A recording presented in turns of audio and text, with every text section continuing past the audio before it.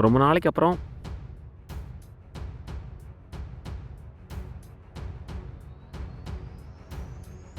மலையோட ஒரு ஓரத்தில் தாங்க கோயில் இருக்குது.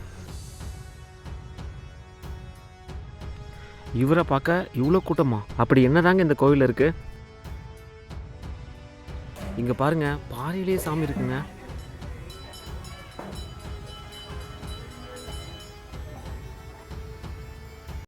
வணக்கம் மக்களே. இன்றைக்கி நாம் ஒரு காணொளி எடுக்கலான்னு சொல்லிட்டு நம்மளுடைய இருசக்கர வாகனத்தில் நம்ம சாலையில் பயணம் செஞ்சுட்டு இருந்தோம். போகும் பாதையில் சாலையோட 2 புறமும் அவ்வளோ அழகாக காட்சி அளிச்சுதுங்க.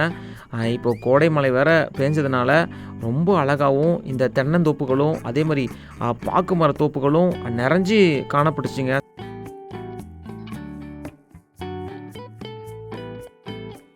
நாம் போகும்போது மலைத்தூரல்களும் விழ ஆரம்பிச்சதுங்க. இந்த சாலை வந்து பார்த்திங்கன்னா நாமக்கல் மாவட்டம் ராசிபுரத்துலேருந்து ஆத்தூர் செல்லக்கூடிய சாலை தாங்க. சாலையோட 2 புறங்களிலுமே பசுமையாக தாங்க காட்சியளிக்குது. இந்த பகுதியில் வந்து பார்த்திங்கன்னா வாழைத்தோப்புகள் அதிகம் இருக்குங்க.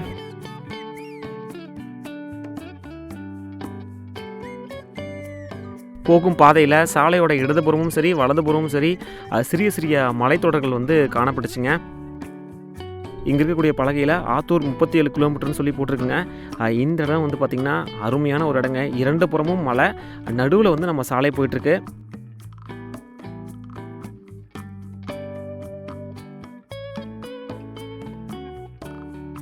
இந்த இடத்துல வந்தோடனையும் நிறைய மக்கள் வந்து வரிசையாக நின்றுட்டு இருந்தாங்க. என்னன்னு சொல்லி பார்க்கக்குள்ள இந்த இடத்துல புகழ்பெற்ற ஒரு ஆஞ்சநேயர் கோவில் இருக்கிறதா சொன்னாங்க. சரி, வந்ததே வந்துட்டோம், நம்மளும் வரிசையில் நின்று ஆஞ்சநேயர் தரிசனம் பண்ணிட்டு போயிடலாமே அப்படின்னு சொல்லிட்டு நாமளும் வந்து நிற்க ஆரம்பிச்சிங்க. தமிழ்நாட்டில் ஆஞ்சநேயர் கோவில்னு சொன்னால் நமக்கு எல்லாம் ஞாபகம் வருது நாமக்கல் ஆஞ்சநேயர் தாங்க. அதே மாதிரி இந்த நாமக்கல் மாவட்டத்திலேயே இன்னொரு ஆஞ்சநேயர் கோவில் இருக்குது அப்படின்னு சொன்னால் அது இந்த மெட்டலா அப்படிங்கிற இடத்துல அமைஞ்சிருக்கக்கூடிய ஆஞ்சநேயர் கோவில் தாங்க.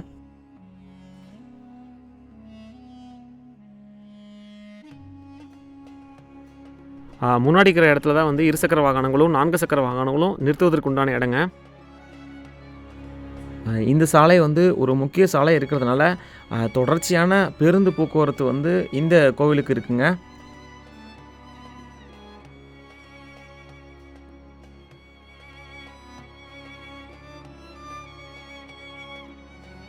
கோயிலுக்கு முன்னாடி இந்த இடத்துல வந்து பார்த்திங்கன்னா தீபம் ஏற்றக்கூடிய இடங்க. அதே மாதிரி இந்த இடத்துல பாருங்கள் திருக்கோடி எரிஞ்சிட்ருக்குங்க. நம்ம நாமக்கல்லில் இவ்வளோ அழகான வரலாற்று கோவில் இருக்குதுன்னு சொல்லிட்டு பல பேர்த்துக்கு தெரியாதுங்க. இந்த இடத்துல பாருங்கள் அணையா தீபம்னு சொல்லி சொன்னாங்க. இந்த இடத்துல எல்லோரும் எண்ணெய் வாங்கி ஊற்றிட்டுருக்காங்க. நிறைய மக்கள் வந்து இந்த கோவிலுக்கு வந்திருக்காங்க. இன்றைக்கி சனிக்கிழமை அப்படிங்கிறதுனால. இவர் தாங்க மெட்டலா ஆஞ்சநேயர். பாறையிலேயே புடைப்பு சிற்பமாக காட்சி தரக்கூடிய ஆஞ்சநேயர் தாங்க. இந்த கோவில் வந்து பார்த்திங்கன்னா மெட்டாலா கணவாய் பகுதியில் அமைஞ்சிருக்கு.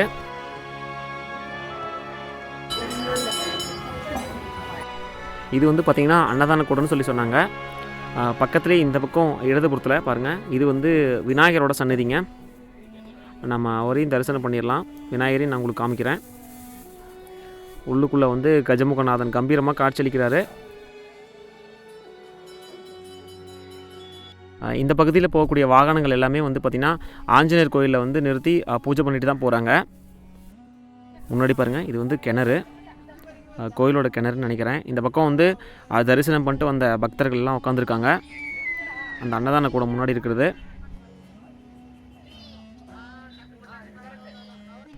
இப்போ நம்ம அப்படியே கோயிலை சுற்றி வரலாம் வாங்க. முன்னாடி முதல்ல இருக்கிறது இந்த சிவபெருமான் தான். நந்தீஸ்வரர் கூட அழகாக காட்சி கொடுக்குறாரு. அவரை போய் தரிசனம் பண்ணிடலாம்.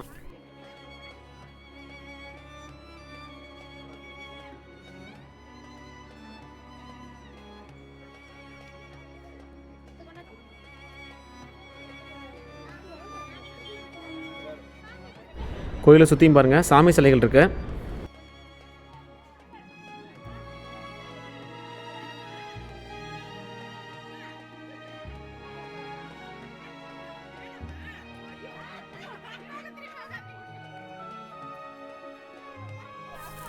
இந்த கோவில் வந்து பார்த்திங்கன்னா மெட்டாலா கணவாய் பகுதியில் இருக்கக்கூடிய குடவரை கோவிலுங்க.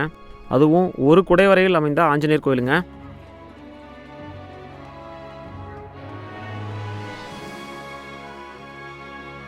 இந்த ஒரு கோயிலை வந்து நீங்கள் வழிபாடு செஞ்சீங்க அப்படின்னா எல்லா அம்மன் கோயிலுக்கும் சென்று வழிபட்ட புண்ணியம் கிடைக்குங்க. அதுக்கு என்ன காரணம்னா இந்த பகுதியில் பாருங்கள், இந்த இடத்துல ஆரம்பித்து கடைசி வரலுமே எல்லா அம்மனோட சிலைகளும் இங்கே இருக்குங்க. அதை அப்படியே நான் காமிக்கிறேன் பாருங்கள், தலை வரலும்.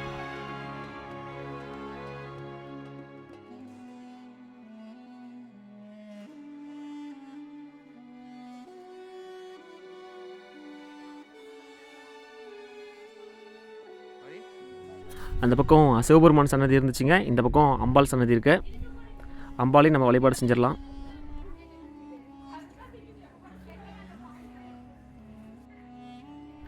இதுதாங்க அந்த ஒற்றை பாறை. இந்த பாறையில் தான் புடைப்பு சிற்பமாக ஆஞ்சநேயர் அழகாக காட்சி கொடுக்குறாரு.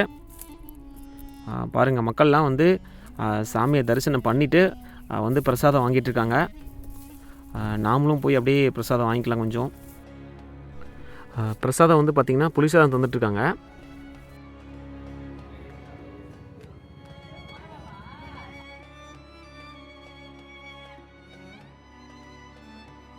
இந்த பக்கம் நவகிரகங்கள் சன்னதி இருக்குங்க. இந்த கோவிலோட சிறப்பு அப்படின்னு பார்த்திங்கன்னா தீமிதி திருவிழா நடைபெறக்கூடிய ஒரே ஆஞ்சநேயர் கோவில் வந்து இந்த கோவில் தான். இந்த பகுதி முற்காலத்தில் விலங்குகள் வாழக்கூடிய ஒரு வனப்பகுதியாக இருந்திருக்குங்க. இன்னமும் இந்த மலைப்பகுதியில் வந்து வனவிலங்குகள் இருக்குது. 2 மலைகளுக்கு நடுவில் வந்து சாலை போகுங்க. இது ஒரு கணவாய், அதாவது மெட்டாலா கணவாய்னா எல்லாத்துக்குமே தெரியும். ஒரு புறம் வந்து பார்த்திங்கன்னா அந்த கொல்லிமலையோட தொடர்ச்சியான மலைகள் இருக்கும்.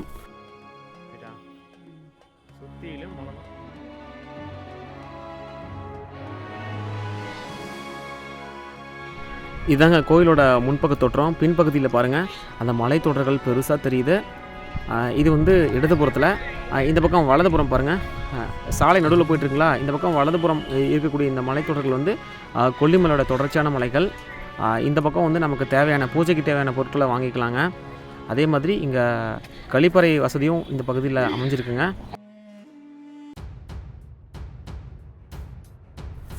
ஒரு சில குளிர்பான கடைகளும் தேநீர் கடைகளும் இந்த பகுதியில் அமைஞ்சிருக்குங்க. கோயிலுக்கு முன்னாடி நிறுத்தி நிறைய வாகனங்கள் பூஜை போடுறதை நம்ம பார்க்க முடியுது. இந்த கோவில் வந்து 8ஆம் நூற்றாண்டை சேர்ந்த பல்லவ மன்னர்களால் கட்டப்பட்ட கோவில்னு சொல்லி சொல்கிறாங்க.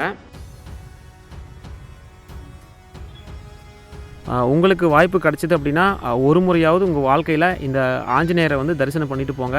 அதுக்கப்புறம் உங்கள் வாழ்க்கையில் நிகழும் மாற்றத்தை நீங்களே பார்ப்பீங்க. இவரை வழிபாடு செஞ்சோம் அப்படின்னா நமக்கு சகல சௌபாக்கியமும் கிடைக்கும்னு சொல்லி சொல்கிறாங்க. நாமளும் இன்றைக்கி அமாவாசை அப்படிங்கிறதுனால வந்து வழிபாடு செஞ்சிட்டோம்.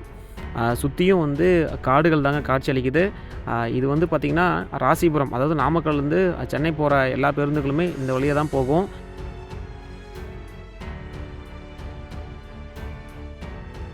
அங்கே பாருங்கள், முன்னாடி தெரியுறது தான் அந்த தேநீர் கடை, ஐயங்கார்னு போட்டிருக்கு பார்த்தீங்களா, அதுதான். இதுதாங்க பேருந்து நிறுத்தம், ராசிபுரம் போகிறது. தூரத்தில் அந்த பக்கம் இருக்கிறது வந்து பார்த்திங்க அப்படின்னா ஆத்தூர் போகக்கூடிய பேருந்து நிறுத்தம். இந்த கோவில் வந்து பார்த்திங்கன்னா இந்து சமய அறநிலைத்துறை கட்டுப்பாட்டில் இருக்குதுங்க. இன்றைக்கி நாம இந்த நாமக்கல் மாவட்டம் ராசிபுரம் பக்கத்தில் இருக்கக்கூடிய மெட்டாலா ஆஞ்சநேயர் கோயிலுக்கு வந்துட்டு இந்த கோயிலோட சிறப்புகளை தெரிஞ்சுக்கிட்டு இந்த கோயிலையும் அப்படி நம்ம வந்து உங்களுக்கு சுற்றி காமிச்சிருப்போம். அதையும் பார்த்துட்டு இப்போ நம்ம வந்து கிளம்ப போகிறோம். இந்த காணொலி உங்களுக்கு பிடிச்சிருந்துச்சுன்னா மறக்காமல் நம்ம காணொலியை லைக் பண்ணி மற்றவங்களுக்கும் ஷேர் பண்ணுங்கள். மறக்காமல் நம்ம சேனலையும் சப்ஸ்கிரைப் பண்ணிடுங்க. மீண்டும் அடுத்து ஒரு காணொலியுடன் உங்களை சந்திக்கும் வரை உங்களிடமிருந்து விடைபெறுவது உங்கள் கஜமுகன். நன்றி, வணக்கம்.